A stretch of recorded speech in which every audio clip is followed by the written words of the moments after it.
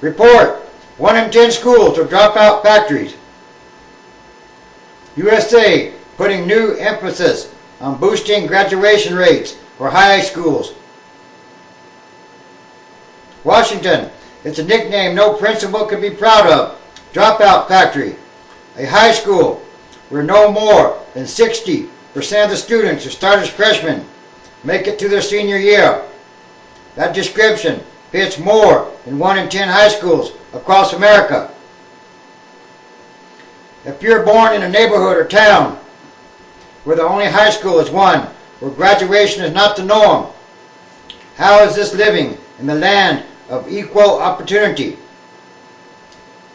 A Johns Hopkins researcher who has coined the term dropout factory said, there are about 1,700 regular or vocational high schools nationwide that fit that description, according to an analysis of Education Department data conducted by Johns Hopkins for the Associated Press.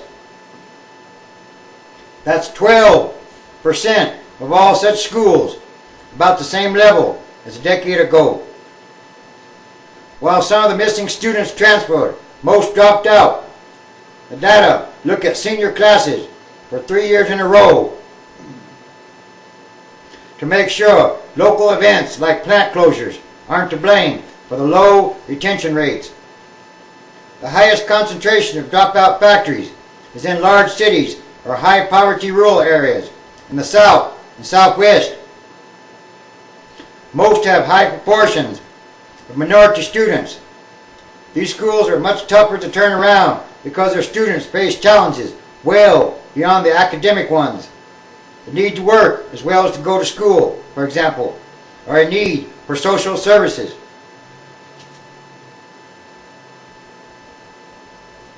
Part of the problem we've had here is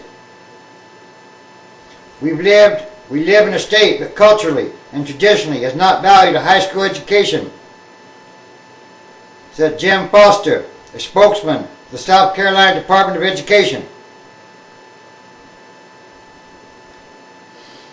He noted that residents in that state previously could get good jobs in textile mills without a high school degree, but that those jobs are gone today. Utah, which has low poverty rates and fewer minorities than most states, is the only state without a dropout factory. Florida and South Carolina have the highest percentages. Washington hasn't focused much attention on the problem. No Child Left Behind Act, for example, pays much more attention to educating younger students. But hopefully that appears to be changing. House and Senate proposals to renew the 5-year-old No Child law would give high schools more federal money and put more pressure on them to improve on graduation performance.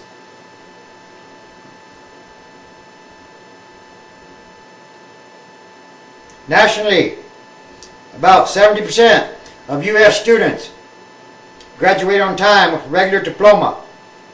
For Hispanic and Black students, the proportion drops to about half.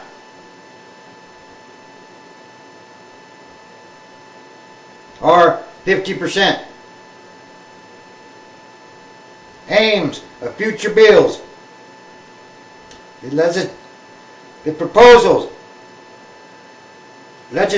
proposals circulating Congress would make sure schools report their graduation rates by racial, ethnic, and other subgroups and are judged on those results.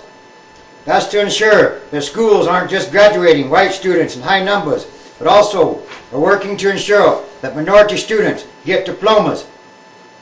Get states to build data systems to keep track of students throughout their school years and more accurately measure graduation and dropout rates.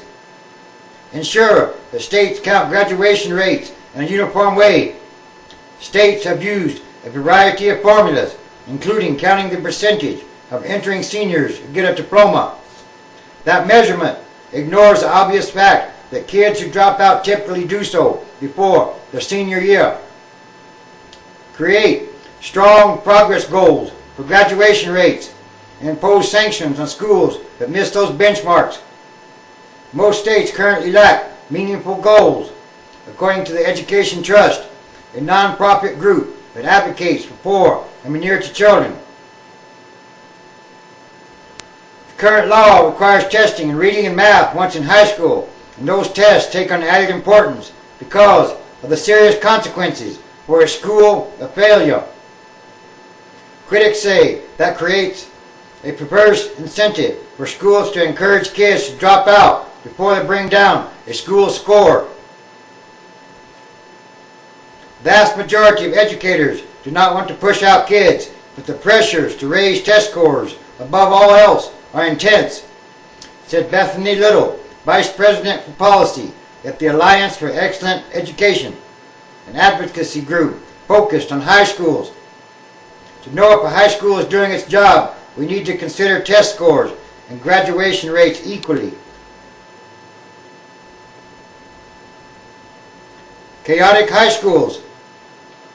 Loretta Singletary, 17, enrolled in a GED program after dropping out of a Washington, D.C. high school that she describes as huge, chaotic, and violent. Girls got jumped, boys got jumped, teachers were fighting and hitting students, she said. She said teachers had very low expectations for students, which led to very dull classes. They were teaching me stuff I already knew, basic nouns, simple adjectives. Singletary said a subject she loved was science, but she wasn't offered it, and complaints to administrators went unanswered. I was interested in experiments, she said. I didn't have science in 9th or 10th grade.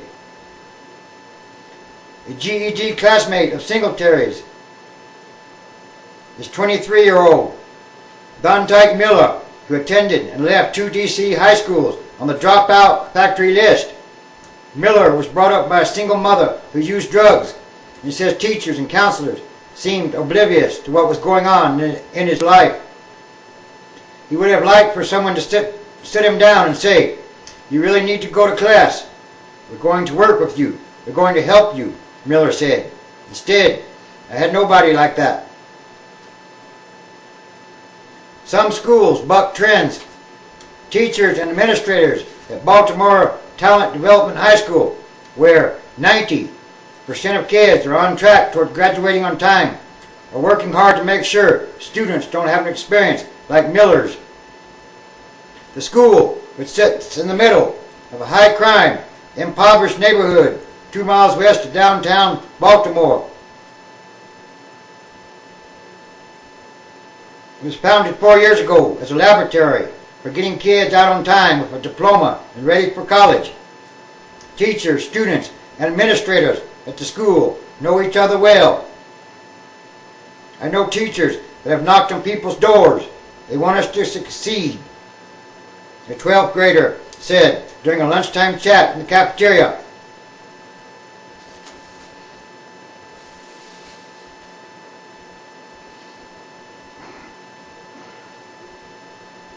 I know the students a lot better because I know the teachers who teach them, said 10th grade English teacher Jenny Williams.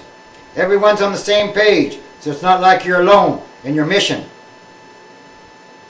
Daunting mission. That mission can be daunting. The majority of students who enter Baltimore Talent Development in 9th grade are reading at 5th or 6th grade level. To get caught up, students have 80-minute lessons in reading and math instead of the typical 45 minutes. They also attend time with specialists if needed.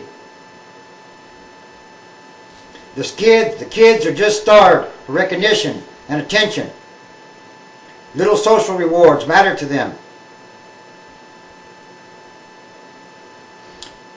However, students understand the biggest reward they can collect is a piece of paper handed to them on graduation day. Without it, there's not much work for you anymore, he said. There's no way out of the cycle of poverty if you don't even have a high school diploma. Not really.